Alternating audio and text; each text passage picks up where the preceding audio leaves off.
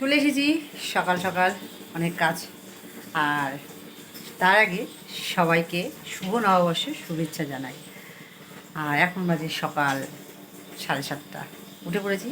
Husband বাজার চলে গেছে। আজকে বলেছি, আমি যেহেতু মাংস খাই না, মাছ আনতে বলেছি। তো কী মাছ সেটা পরে বলছি। তো রান্না করব, সকালে খাবার রেডি। উনির জন্য পরোটা করেছি, আর আমি খাবো দই আর রোজ। এই হচ্ছে সকালে। আর তার আগে সবাইকে বলে হাই, নমস্কার বন্ধুরা। আমি রুবিস কিচেনের ব্লগ থেকে বলছি। কেমন আছে সবাই? অবশ্যই সবাই ভালো আছে। আর আজকের থেকে সবাই ভালো থাকা শুরু করো। নতুন আরেকটা আবার বছর বাংলার সামনে পেয়ে গেলাম আমরা। তো সবাই শুভ বছরটাকে, এই বাংলা বছরটাকেই মাস ধরে বেশিরভাগই। আর আমাদের তো ইংরাজি মাস। আর যারা পুজো আর্চা করে তারা বাংলা মাসটাকে বেশি প্রায়োরিটি দেয়। এখন সবাই বাংলা মাসটাকে প্রায় ভুলে গেছে। শুভ নববর্ষ পয়লা বৈশাখ আসলেই সবাই এটা মনে করে, হ্যাঁ বাংলা একটা বছর আছে। আমি মনে করি আমার দিক থেকে, সেই জন্যই আমি কথাটা বললাম। কারণ বাংলা এখন বছর সবাই ভুলেই গেছে, সেই জন্যে। আর কী বলবো, হ্যাঁ রান্নাবান্না করে নিই, চলো তারপরে আসছে। আর কী কী রান্না করছি না করছি সবই তোমাদের সাথে শেয়ার করব। সবাই ভালো থেকো। আজকে বললাম না সারপ্রাইজ আছে তোমাদের, সেই জন্য ইলিশ মাছ বাজারে গিয়েছিল উনি। আমি বলেছি আমি রোদের মধ্যে বাজার যাব না, তো সেই জন্য রাগ করেছি। সে আমার জন্য ইলিশ মাছ এনেছে। আর ইলিশ মাছের রেসিপি অনেকই তোমাদের সাথে শেয়ার করেছি, নতুন করে আর কিছু শেয়ার করলাম না। তবুও মুখে একবার বলে দিই, এই মাছটাকে ভালো করে ধুয়ে নিয়ে নুন একটু হালকা হলুদ মেখে রেখে দিয়েছিলাম। তারপরে একটা তেল দিয়ে কালো জিরে কাঁচা লঙ্কা ফোড়ন দিয়ে তারপরে মাছটা ছেড়ে দিয়েছি হালকা করে ভেজে। তার আগে বেগুনটা ভেজে নিয়েছিলাম, হালকা করে ভেজে ওই মশলা করেছিলাম সর্ষে পোস্ত কাজু বাদাম দিয়ে কাঁচা লঙ্কা দিয়ে মশলাটা করে ওর মধ্যে তেল দিয়ে একটু দুধ দিয়ে ফুটিয়ে নিয়ে মাছগুলো দিয়ে নিয়েছি। এই হচ্ছে আমার আজকে এই রান্না। এই রান্নার রেসিপিটা আমি আরেকদিন তোমাদের সাথে শেয়ার করব, আজকে শেয়ার করতে পারলাম না, একটু ব্যস্ত আছি। তো চলো, কেমন হয়েছে অবশ্যই কেমন করে জানাবে। রান্নাটা হয়ে গেছে। এখন হচ্ছে পুজোটা দিয়ে নেবো। এখন বাজে সকাল 11টা। পুজো দিয়ে নিয়ে স্নান করে, পুজো দিয়ে তারপর খাবো। স্নান করে পুজো দিয়ে তারপর খাবো।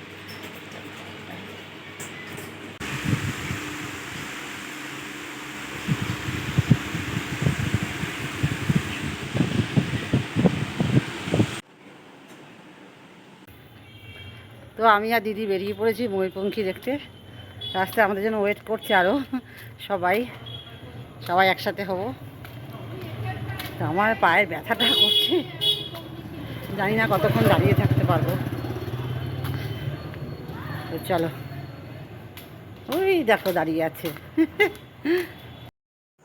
আমরা একদম চলে এসেছি ময়ূরপঙ্খী দেখতে ভারতী স্কুলের সামনে। আর দেখো এটা ছোট ময়ূরপঙ্খী, এটা প্রথমে বেরিয়েছে, এর পেছন পেছন আরও বড়টা আসছে। আর এর সঙ্গে ছোটো ছোটো একটা বাচ্চা সেজেছে, রাই রাজা বলে, বেশ ভালো লাগছে। কিছু কিছু ব্যান্ড পার্টিও আসছে সাথে। আমি প্রায় 15 বছর ধরে 14-15 বছর ধরে রানাঘাটে ময়ূরপঙ্খী দেখি। তো এবার যে ময়ূরপঙ্খীটা দেখলাম সত্যি খুব সুন্দর। এত বছরে মনে হয় আমার কাছে এটাই সেরা। কি সুন্দর লাইটিং করে তারপরে একের পর এক রকম প্রতিভাদের সাজিয়ে নিয়ে যাচ্ছে, ভীষণ ভালো লাগছে। বলে হয়তো তোমাদের আমি বোঝাতে পারবো না, না দেখা পর্যন্ত।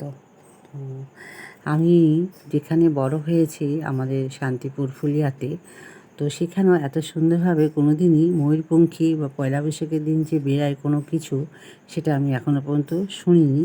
এই রানাঘাটে আসার পরই এটা আমি দেখছি। আর আমার তো প্রথম থেকেই ভালো লেগেছে।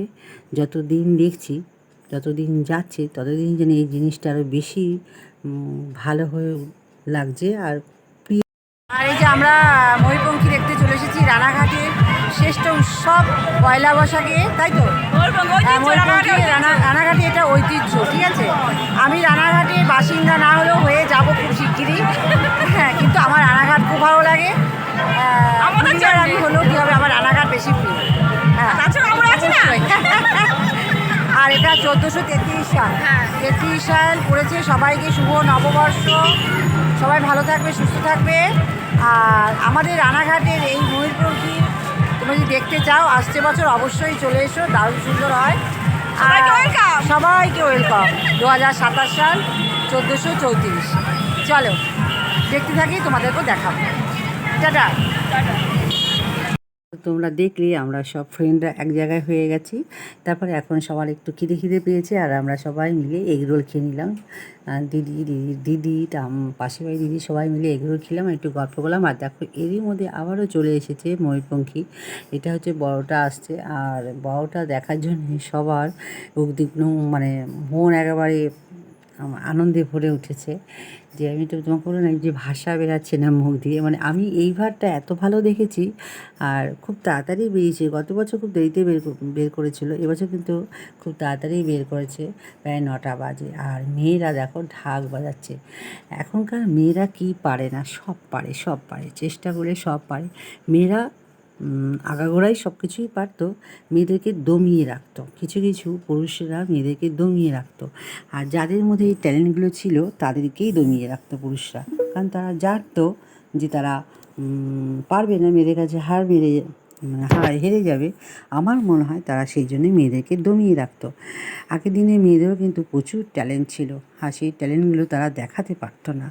আর এখন তো 2026 সাল, মানে একেবারে মেয়েদের জায়গা অন্য একটা জায়গা, তাই না? আমাদের রাজ্যের মুখ্যমন্ত্রী হচ্ছে মেয়ে, তার প্রতিভা দেখো। আর এখনকার মেয়েদের প্রতিভা, আমি তাদের সঙ্গে আমি তুলনা করছি না, যে তিনি যদি একটা মেয়ে হয়ে মুখ্যমন্ত্রী হতে পারে, আর আমরা মেয়েরা কেন চেষ্টা করবো না, এটাই আমি বোঝাতে চাইছি। সে আমি রাজনীতির ব্যাপারে কথা বলছি না, যেহেতু উনি একজন মেয়ে, একজন মহিলা, সেই উদ্দেশ্যেই বলছি।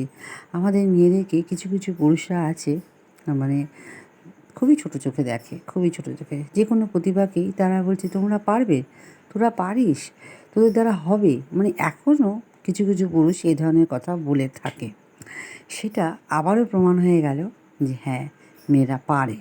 সেটা ঢাকের মাধ্যমে বুঝিয়ে দিল আমাদের সংস্কৃতি। ঢাকের মাধ্যমে মেয়েরা বুঝিয়ে দিল যে আমরাও পারি। তা মেয়েরা ঢাক বাজাতে পারে, এটা আমি ছোটোবেলা থেকে কোনোদিনই দেখিনি। এখন আমার বয়স প্রায় 50-এর কাছাকাছি, এই 5 বছর ধরে মেয়েদের এই ঢাক বাজানোর ট্যালেন্টটা দেখে আমি অবাক। ছোটোবেলায় যদি আমাকে কেউ চেষ্টা করতো, আমি বাজাতে পারতাম, আমিও ঢাক বাজাতে পারি। চেষ্টা করেছি একবার দুর্গাপুজোয় বাজানোর জন্য, পেরেছি। তো যদি আমি কন্টিনিউ করি আমিও পারবো। তো বলি, সব মেয়েদের উদ্দেশ্যেই বলছি যে তোমরা কিন্তু কেউ হার মানবে না, সবাই সব কাজ পারে। যার মধ্যে ট্যালেন্ট আছে সবাই আগামী দিনের জন্য চেষ্টা করে যাও, তোমরাও এগিয়ে নিয়ে যেতে পারবে। তো যাই হোক, অনেক জ্ঞান দিয়ে ফেললাম। আর এই দেখো দিনে দিনে আমাদের কথা বলতে বলতে অনেকটা এগিয়ে চলে এসেছি। ময়ূরপঙ্খী, কত বড় বড় ময়ূরপঙ্খী বেরিয়েছে দেখেছো, অনেক বড়টা ময়ূরপঙ্খীটা, অনেক বড়। আর তার সাথে সাথে নাচ বেরিয়েছে, মেয়েরা কী সুন্দর নাচ করছে। রাধাকৃষ্ণ সেজেছে, শিব পার্বতী সেজেছে, তারপরে তার শিবের সাঙ্গ সবাই সেজেছে। বেশ ভালো, যে নাচ করতে করতে যাচ্ছে। আমি একটু ছবি তুলে নিলাম ওদের সাথে, ভালো লাগছিলো। আমি ওদের ট্যালেন্ট দেখে আমি নিজেই অবাক যে আমরা কি করলাম এত বছরে এসেও কিছুই করতে পারি না। আমাদের কাছে সংসার সংসার সংসার, যেই যে বিয়ে দিয়েছে সংসারে ঢুকেছি, আর সেই থেকে সংসার করেই যাচ্ছি। ট্যালেন্ট থাকলেও ট্যালেন্ট দেখাতে পারবো না, কারণ আমরা এখনও পর্যন্ত একটু আড়ষ্ট হয়ে থাকি। করব কি ভাববে সবাই। আর এখনকার মেয়েদের কে কী ভাবলো তাতে কিছু যায় আসে না, তো ওরা তাদের মতন চলছে। এটাকে আমি এখনকার মেয়েদেরকে এটা আমি স্যালুট মনে করি। হ্যাঁ, স্যালুট দিচ্ছি আমি, না তাদের নোংরামোতে না। যারা অনেক কিছু কিছু মেয়েরা আছে নোংরামো করে, ভিডিও করে, তাদেরকে আমি মোটেই পছন্দ করি না। আর এই ধরনের যারা কষ্ট করে ভিডিও করে, এই যে কষ্ট করছে, এই যে ট্যালেন্টগুলো দেখাচ্ছে, এদের বিষয়ে আমি কথা বলছি। আমি জানি কিছু কিছু মানুষের আমার এই কথাগুলো পছন্দ হবে না, কিন্তু তাতে তাদের পছন্দ হলে কি হলো না, তাতে আমার কিছু যায় আসে না। এটা আমার বক্তব্য, তাই পেশ করলাম। তো যাই হোক, দেখো কি ভালো লাগছে না। হ্যাঁ, তবে কি ছেলেদের ট্যালেন্ট নেই তুমি বলতে পারো? অবশ্যই ছেলেদের ট্যালেন্ট আছে। ছেলেরা তো অনেকটা দূর এগোবে না, মেয়েদের থেকে তো ছেলেটা অনেকটা দূর, অনেকটা সব কিছু কাঠামো থেকে ছেলেরা কিন্তু 1 ডিগ্রি ওপরে মেয়েদের থেকেও। আর আমি চাই যে মেয়েরা ছেলেদেরকে সমান সমান যাচ্ছে, সেই বিষয়ে কথা বলছি। এখানে কিন্তু কোনো তর্ক বিতর্ক রাজনীতির কোনো কথা নেই। আগে তোমরাই বিচার করে দেখো যে আগের মেয়েরা মায়েরা কেমন ছিল, আর এখনের মেয়েরা মায়েরা কেমন। এটাই আমি বোঝাতে চাইছি। তো যাই হোক, কারোর ভালো নাও লাগতে পারে, তার জন্য আমি সরি চাইছি না, তার জন্য কিছু মনে করবেন না। আমার কথাগুলো মন দিয়ে শুনবেন, বুঝবেন, তাহলে নিজেরাই বুঝতে পারবেন। চলো, আর কথা মানে উল্টোপাল্টা কথা বলছি না, মন দিয়ে ময়ূরপঙ্খীটা দেখি আর তোমরাও দেখো। তো যাই হোক, দেখো পান্ডাটা প্রচণ্ড গরম লাগছে আমার মনে হলো, কিন্তু না, দেখলাম যে ভিতরে ব্যাটারি সিস্টেম পাখা দেওয়া আছে, যার জন্য ও ওইভাবেই টিকে আছে, নাহলে কখন যেত আমার মনে হয় এই গরমে। তো যাই হোক, আমি একটু তদন্ত করে দেখলাম, না হ্যাঁ, ভিতরে একটা ব্যাটারি পাখা সিস্টেম দিয়েছে, আর ভালো লাগছিল পান্ডাটাকে। আর এই দেখো, এখানে হচ্ছে আমার মনে হয় কৃষ্ণনগরের রাজা মনে হচ্ছে আমার, জানি না, আন্তাজে বলছি। তো কাউ জিজ্ঞাসা করাতে কেউ কিছু বলতেই পারলো না, দেখো। তো আমি একটু সব কিছু জিজ্ঞাসা করে করি, হ্যাঁ এটা কৃষ্ণনগরের রাজা যেত রাস্তা দিয়ে, সেই সময় আশেপাশে লোকেরা এইভাবে যেত, আমি যতদূর ইতিহাসে দেখেছি। তো যাই হোক, ভুলও হতে পারে। আর এই দেখো, আর এটা এইগুলোকে বলে না মাফিয়া। আমি ওদেরকে জিজ্ঞাসা করেছিলাম যে তোমরা যে সেজেছো, এই সাজাটাকে কী বলে? তো তারা বললো যে এই সাজাটাকে বলে মাফিয়া। তো ভালো লাগলো, হ্যাঁ বেশ ভালো লেগেছে।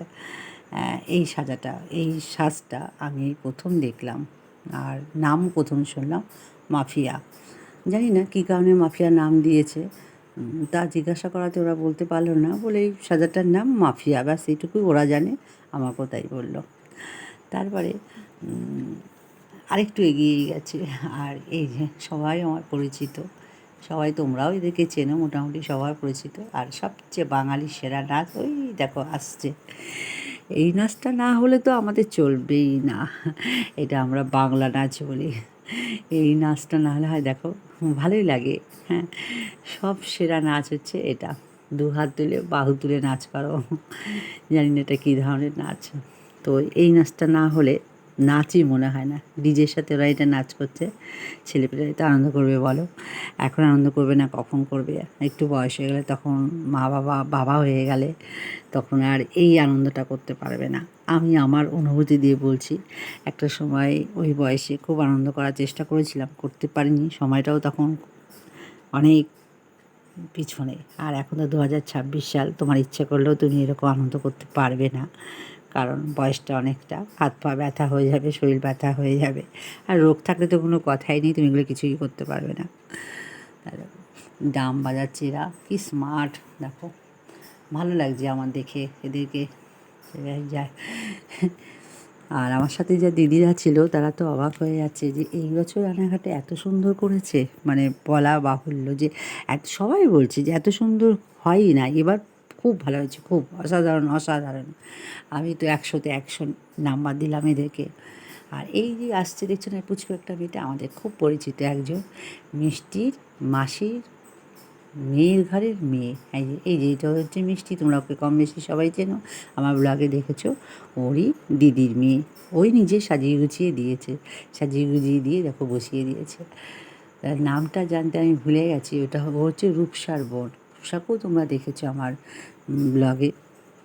তো যাই হোক, ওরা বেরিয়ে গেল, আমি ফাঁকে একটু ভিডিও করে নিলাম। আর এই দেখে দিয়েছে রাধা কৃষ্ণ, রাধা দেখবে পরে তোমাদের নাচটা দেখাবো, খুব সুন্দর নেচেছে রাধা। আর গানটা দিতে পারলাম না, এর আগে আমি ছেড়েছিলাম, কপিরাইট চলে আসবে, এই জন্য গান দিইনি, পুরোটাই ভয়েস রেকর্ডিং দিয়ে আমি চালিয়ে দিচ্ছি। একটু সাউন্ড দেওয়া যাবে না, কপিরাইট আসবে। এই ভিডিওটা আমি দিয়েছিলাম, কপিরাইট এসেছে বলে আমি ডিলিট করে দিয়েছি।